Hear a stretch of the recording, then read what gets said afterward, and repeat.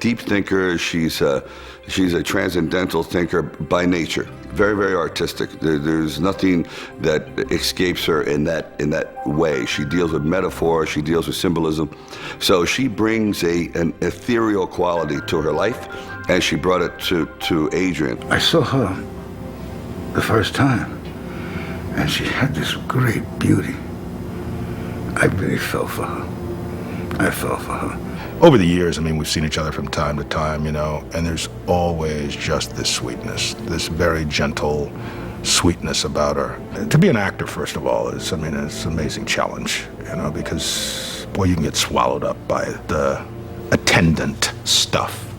And I never got that sense about her, you know. I got the sense of always just talking to the same person, you know, from the first day that we met. First of all, no one knows how funny she is. If she's relaxed with you, with the company, she's brilliant. She's funny. I used to be at dinner with her, I'd fall over laughing. She is so smart and so witty. Again, it was always, you know, it was always the heart. Again, it's interesting how that entire group, there were all these big hearts, you know, and Tally as big as any. She was very, very secure in what she had to do and knew what she had to do.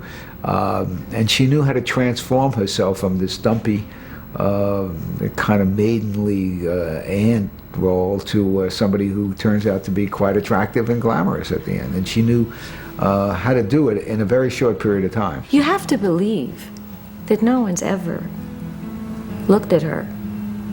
You know, you really have to. I often would wonder whether or not she wore glasses that were the misprescription. You know, she could see whether she just decided to wear the wrong prescription. Fill her with the memories. And I thought, where would I pick those memories? Well, high school. Isn't that the worst time for most people who are shy? Yes. And no one talks to you at your locker. No one cares for you. So I built her from high school. I built her from that moment where she was discarded. In that role as a woman, you know, the strength and the gentleness, the support, and this person who had her own dream, you know, being a captive and escapee at the same time, you know, all that sort of stuff, how she managed to take these traits, you know, and the personality of one character and managed to have them all unfold from the woman in that pet shop. Boy, talk about a metaphor. Sly really put one on her with that metaphor, you know. It was so brilliant on Sylvester's part to set her in a pet shop and knowing his affinity for animals and seeing this girl being so close to these creatures, the birds and the other creatures in the shop. They so represented her person. I would say that I don't think I could ever be spoiled. My heart is there with the human struggle and the human mystery. That is always a part of me. And I think Adrian, even in her journey, the rise and fall of their success, had a kind of humanity. And lucky to play that. What if I had played a queen or something? I don't know. But she was another kind of queen. First I loved her as a person, and then I was so ugly to her. Spider legs, this, that. Yak back and forth, 6, 7, 8 pages.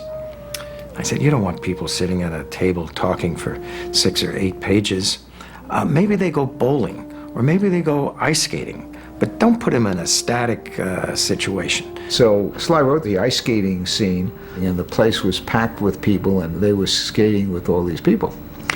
Well, we said to Sly, look, we don't have money for ice skaters, and we don't have money to rent ice skates, and to hire stunt people to do good ice skating and to scrape the ice. I think one of the best scenes in the movie was when they were ice skating.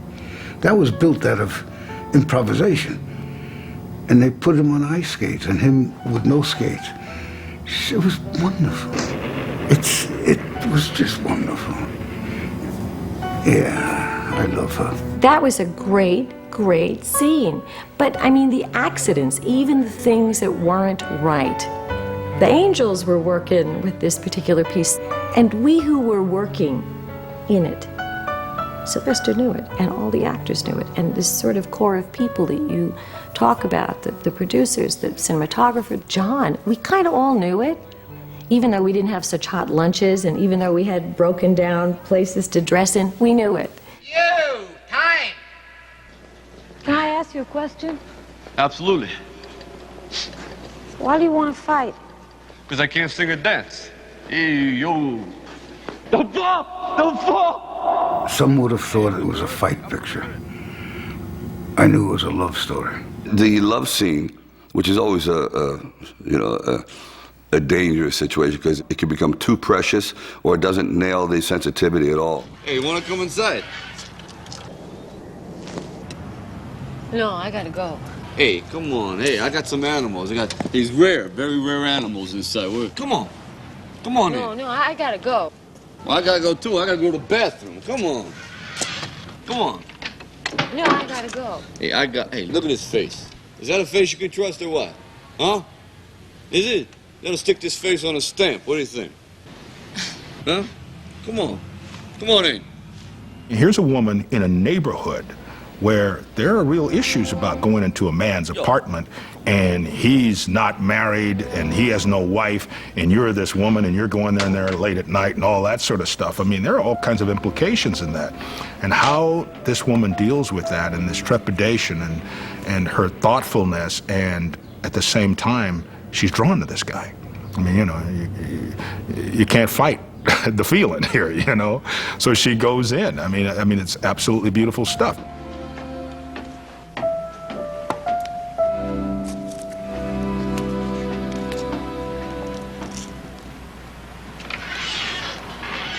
Talia, I have to admit, if you notice, the camera's on her 90% of the time. So she has to play this lifetime of emotions in her eyes, her lips, and just the elevation and the descent of her face. And he's scared that she's going to slap him, and he's never been with anybody like this, and she's never been with anybody, period.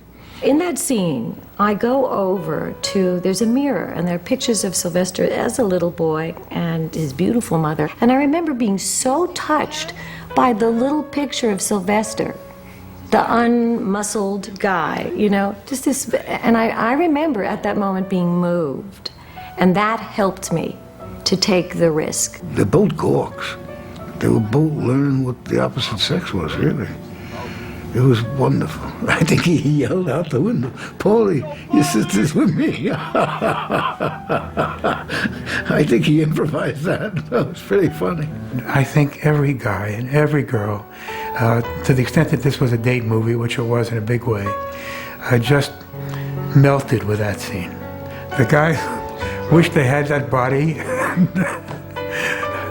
and the girls, I think, related somewhat to who Adrian was. I don't belong here. She has as much courage in that room as you would have on the 18th round of a fight. I'm not sure I know you well enough. I don't feel comfortable. At your age, you know, I ain't so comfortable either. I should go. Don't go, please. Don't go. Don't go. Don't go.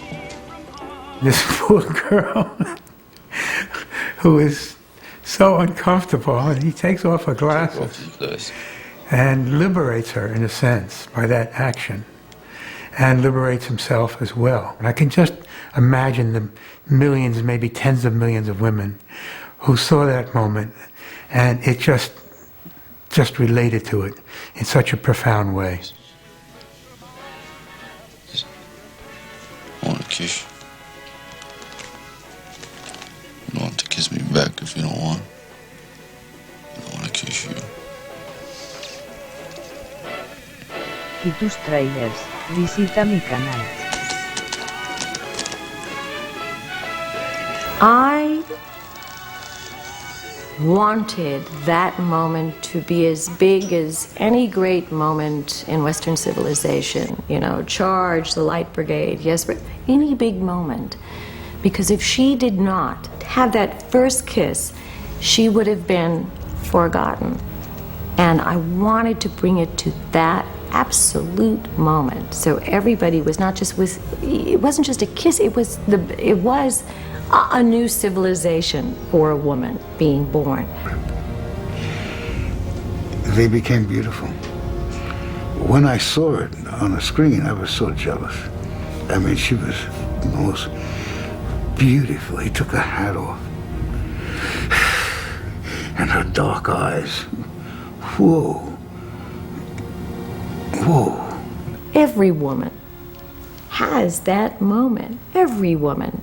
Every single human being. All those girls who are in terror because the trend says this or the trend says that or there is a moment that somewhere in all of the clutter of trendy stuff, there is a moment where you're absolutely beautiful and you find your other, and it happens. So that was a really big, that was a tiny big. One of the sweetest people I've ever known.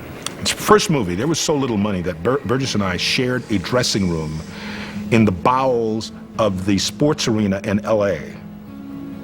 We couldn't even have separate dressing rooms, okay? Now Burgess is a big star, man, okay? I'm this young guy, this kid, and Burgess, in his gracious, inimitable style, had no problem with it. You know, in the 30s, he was like a leading man on all stages. He must have married 5 or 6 of the prettiest women in the world. He was like an Irish poet. He was wonderful. But he had the part down as the trainer that he was so authentic. He loved what he was doing. I loved watching him do it. I liked the man a lot. I really desperately miss Burgess Meredith because Burgess is an actor's actor. He had 50 years of experience. It broke my heart that he didn't win the Oscar because he certainly deserved it, and he had been nominated the year before. But he, even at that age, he would bring all this nuance, and he would bring props and concern, and he would take a scene that I had written and make it better. He was a master, and great fun. Great fun. One time I was at the Academy Award party. He was drinking pretty good, you know. And he took a drink, he flipped over the chair by accident. He rolled over, not a drop spilled. And he went and sat back down on the chair. And I'm going, holy shit, you okay?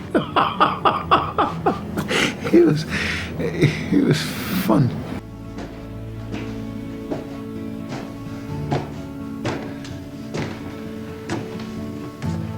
Burgess Meredith coming to my apartment was a classic case of letting it all go, where both actors at that time held back nothing. Burgess used every bit of his incredible nuance to touch on all the emotions. Look, I'm here to warn you that you gotta be very careful about this shot that you got at the title, because I don't like the Bible says you ain't gonna get a second chance.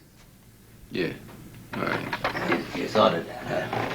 Well, what you need is a manager. A manager. And when he would just add that growl to his voice, and then when he had to turn it on and come to my room and break down, and it just tears your heart out. It's a consummate rare actor, which unfortunately doesn't exist anymore. Those incredibly schooled actors that have unlimited stage experience, worldliness, well-read, you know, they're like epicures of the fine arts, and he brought it all together.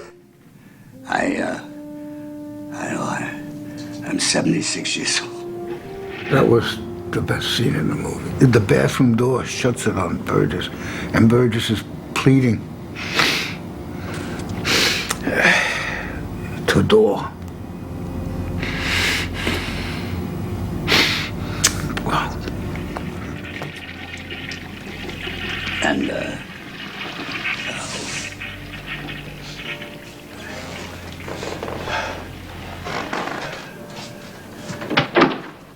He realizes, he touches his head in thought, and he realizes he left his hat. So he goes back in, and Sly doesn't want to face him, so Sly walks in the bathroom, and now Burgess puts his hat on. And just the way he put it on, and just, you know, he's a man with pride. Well, screw you. And he walks out the door. What a moment. Just the way he moved his head. I said, damn, that's Irish, man. That's acting. That's acting. And then Rocky, finally, the only time in the movie where you really see the pain and the desperation and the isolation that he lives with every day. But he says it to an empty room because he doesn't want to hurt anyone's feelings. But that left nothing on the floor. You come around here, you want to move in here with me? Come on in, it's a nice house. Real nice, come on in and move. It stinks. This whole place stinks. Want to help me out? Well, help me out. Burgess Meredith is just irreplaceable and sorely missed, and there'll never be a character actor like him again, ever.